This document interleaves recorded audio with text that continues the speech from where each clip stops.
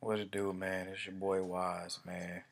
Shout out to all the real U fans out there, man. You know what I'm saying? We know who we are. You know what I'm saying? The fans that have been here, back in the late 80s, you know, obviously up into the current struggling times, man.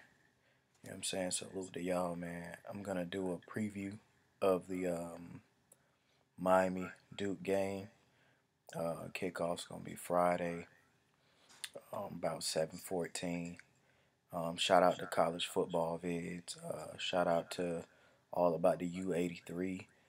Shout out to Alonzo 1219, the U family. Shout out to Rican Swag, man. I definitely watch all of y'all reviews, and it's real entertaining, man. And we appreciate the blogs and everything you guys put out. Also, need to give a direct shout out to Rick Era. We definitely appreciate you always giving us, the extended version of the highlights that we wouldn't be able to get anywhere else, if it wasn't for you. So definitely want to say appreciate you for that, man. But we'll just go ahead and get right into this Duke game, man. I watched the tape on Duke. I watched some highlights. I looked at their stats. I watched a little further into the game tapes. And I think we gonna fucking smoke these dudes. That's just my opinion. I like to keep it real. I don't really think we looked good against Toledo. Defensively, offensively, in the first half, Malik played like shit. He dirted a lot of balls. He hit Chris Herndon in the head with some balls. He kept making Barrios go too low for some passes. He threw Harley into coverage a few times, but he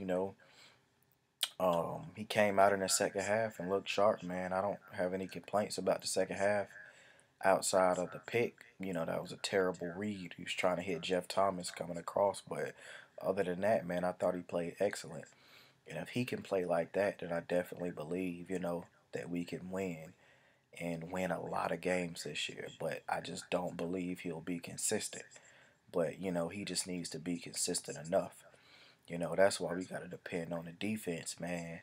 Before I get into the preview, I would just like to say, man, shout out RJ McIntosh. That dude's a fucking beast. It didn't show up in the stat sheets necessarily against Toledo, but he was wreaking havoc all day. You know what I'm saying? Shout out Mark Walton. Without you, we definitely lose that game. He just looking like a different back this year. Last year he had if you pay attention, man, he was getting tackled a lot. After like making a guy miss, he was getting tripped up a lot. He wasn't breaking those runs. But so far this year he looks bigger, he looks faster. You know what I'm saying? His vision looks like it's improved, man. He's hitting the hole. He don't see it. Boom, jump cut, straight up field, man. Shout out Travis Homer. He's definitely been looking pretty good. But we'll just get straight into this. So Duke, you know what I'm saying? I got a couple of, stats and different things here. So this is the first dual threat quarterback we facing of the year. Um, he's not dangerous how I thought he was, but we definitely have to respect the fact that he can tuck it and run. Now Duke is averaging about 230 passing yards a game, 243 actually, and then 227 on the ground. So they're extremely balanced. Excuse me. They're extremely balanced though, man. But they're not explosive. I watched the tapes. They're not explosive on offense. Actually, their starting running back, if he, gets a crease, he can get downfield. But other than that, they're not explosive, man. Their leading receiver got a fucking 248 yards. So if we get beat on a deep ball this weekend or this Friday, I'm going to be pissed. Next receiver got 134 yards, then 132. That ain't shit. The tight end do have 2 touchdowns. So, what I'm saying? They quarterback averaging like 200 yards a game passing. Well, granted, we're giving up, almost 300 yards a game through the air, which I think is ridiculous. What I'm saying? Like, the secondary has been obviously horrendous. D. Delaney, if he gets beat two times on the first drive, how he's been getting beat, Manny Diaz need to fucking pull him. You know what I'm saying? They don't even have explosive receivers. So for you to get killed this week, how you was getting killed against Bethune and against Toledo, at least Toledo had top quality guys. Like, I'm not trying to spruce him up, but Thompson is an NFL prospect. You know, quarterback Woodside is an NFL prospect. You know what I'm saying? One of the Johnsons, he's pretty good. You know what I'm saying? But it's no week this week for D. Delaney to be getting heated, man. You look terrible out there, man. And I don't mean to get down on you, bro, but all of this, he came in, he a ball hawk, and he got a knack for getting his nose to the ball. Fuck all of that shit. There's no way Javante Dean can be as bad as D. Delaney has played. I promise you. I watched D. Delaney miss at least 5 tackles against Toledo. I also watched him um, try to jump the snap. Like, why you trying to time up a snap count? You at corner. You know what I'm saying? Like, what the fuck are you doing out there? Like, you ain't blitzing. Like, just guard your man. He getting out of his stance. Got to get back in. Shit's crazy. Manny Diaz, man, if you don't stop with that, not having the players getting properly aligned over the wide receivers and tight ends when they in slot of four wide receivers, it's gonna be a long fucking day. Duke only averaged 240 yards through the air, but you keep calling that stupid ass defense, we gonna get shredded. Shit crazy. I don't understand why you're not having these guys aligned up over these people. Like, it don't even make sense. Like, I don't know what you calling. Stop calling that stupid ass zone blitz shit on third down, man. Woodside picked us apart doing that. Our defensive line, we got 8 guys that can play, that can really play, that are really, really good. You know what I'm saying? Between Chad Thomas, Joe Jackson, RJ McIntosh, Kendrick Norton, Garvin, you know what I'm saying? Harris, like, yo, bro, stop putting them in coverage. Stop blitzing Quarterman all the time. You don't need to do that. We have a D line that needs to rush the passer and that can stop the run. We don't need Quarterman going on a whole bunch of blitzes, man. Like, what the hell are you doing? Um, in the secondary, still, I don't like Red Wine or Jaquan Johnson. I just don't think they're. I think those kids are slow. They're not athletic. Johnson can tackle pretty good, but like I just don't see it. I don't know why they're starting.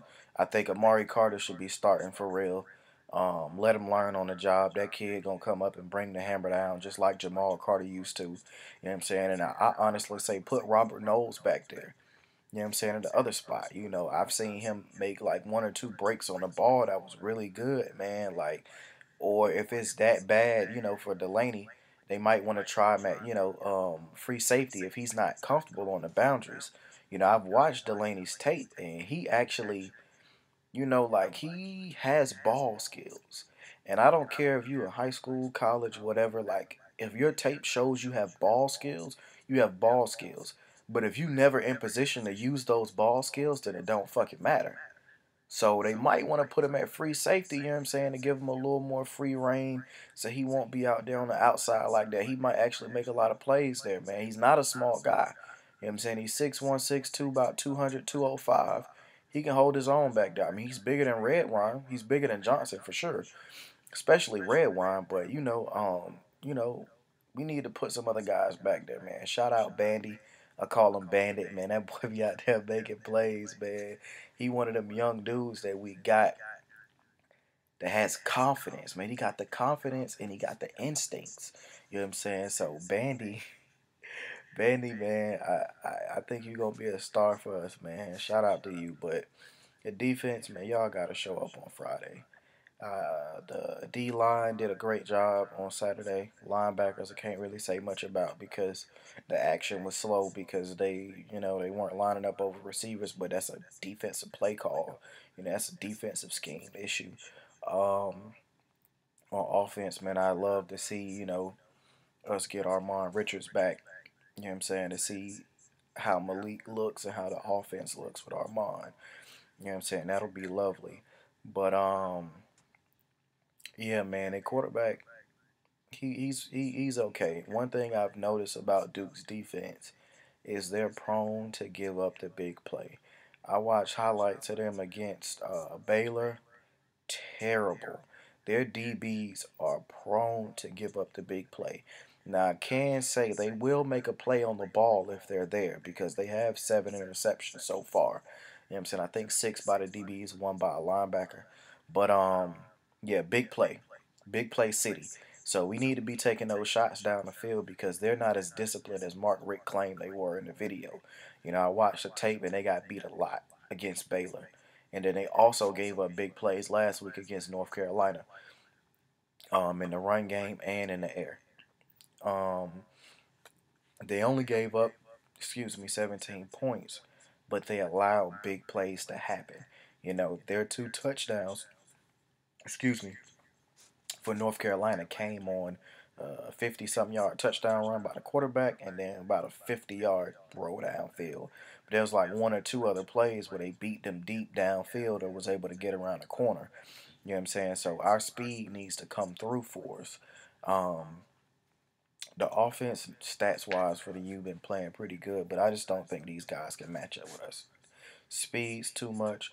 Mark Walton's too good. If the O line continues to play well, man, I think we beat these boys handily. Um, I'm going with a 41-14 prediction. Um, I do think we'll handle business. If we don't handle business, I do see the game being a lot closer, man. But fuck that shit, man. Duke can't play ball with us. Like, I'm just being real. Just don't see that shit happening. As long as Manny Diaz sharpens up what he's doing on the defensive side of the ball, we'll be good. You know what I'm saying? They do have a very respectable run game. Passing wise, I'm not worried about them, even though our secondary has been fucking trash. But I do think that we'll be fine, man. They've given up, 10 sacks so far this year, which, it's basically about 2.5, 3 a game at this point. And they haven't played a defensive line like ours. So I'm not really concerned. Like, I think we should be in the backfield a lot when they pass the ball, man. I would like to say I want to see them um, give Jeff Thomas more opportunities, man. Like, that dude, he has a gift that is hard to find, and they haven't been able to actually get him the ball or put him in space. You know what I'm saying? And I think it's the play call. Mark Richt actually threw Malik under the bus in the post game interview. If you saw it, he said I would. He said that play calling was almost exactly the same in the first half as it was in the second half. He said the reason why it looked different was because Malik needed to settle down.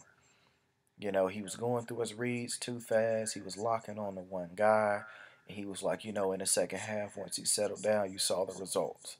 So I thought that was kind of interesting, man. I definitely feel like he threw him under the bus for that comment, but, nobody else really picked it up. And I'm not really going to read into the shit too much, but, as bad as Malik played, at some points in that game, it caused for concern. I remember in the first half, on third down, at least 3 series in a row, Malik, it's like third and four, third and five, third and short, third and manageable. He throwing bombs down the field. My G, why the fuck are you throwing a bomb? Tuck the shit, run, or hit the underneath guy. Get the fucking first down and keep the drive alive. Like, what are you doing? Like, he even threw one of them to Barrios one time. Like, Barrios never needs to be on the outside. I don't even know why do you even be thinking like that. Barrios is small as fuck. He don't need to be out there like that on them boundaries, man. You throwing jump balls to Barrios? Now, I knew you threw the touchdown to him, but that was like a 20-yard throw. And, he was inside, and made his way towards the corner of the end zone, man. But, we definitely got to do better, man. Like, Malik, you got to play better. You just got to be more consistent. If you be more consistent and if you actually tuck the ball and run more to make them respect the threat, man, the offense would be crazy this year, man. But, like I said, man, I got it 41-14. I definitely do a review, when the game's over. I usually like to watch the tape, and watch the game one more time and everything, man. But we gonna take care of fucking business. We gonna fucking beat the shit out of Duke. I wouldn't be surprised if we only gave up 1 touchdown, even skunked them how the defense supposed to, man. Fuck Duke. You know what I'm saying? That's just how I feel. You know what I'm saying? We got to go out there and handle business. First ACC game, man.